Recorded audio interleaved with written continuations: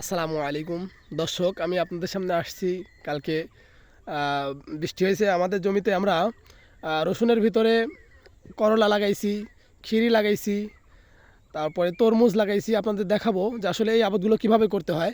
আমার আব্বু আমাকে খানিক জমি দিছে, আমি এই জমির ভিতরে এগুলো লাগাইছি। দেখতে পাচ্ছেন এখানে রসুনের ভিতরে এই যে করলা, আপনারা যে গাছগুলো দেখতে পাচ্ছেন, এই যে এই যে করলার ফুল চলে আসছে, দেখেন এই যে করলার ফুল চলে আসছে রসুনের ভিতরে। এই করলার গাছ লাগাই দিছি বেড করে। এগুলো এখন রসুন উঠাই দিব। এই যে রসুনও বড় হয়ে গেছে, যে রসুন বড় হয়ে গেছে, রসুন উঠাই দিব।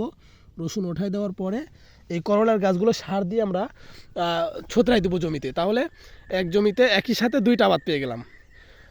সবাইকে বলবো আপনারা এরকমভাবে বেড করে রসুন করলে আলো বাতাস পায়, রসুনটা ভালো হয়।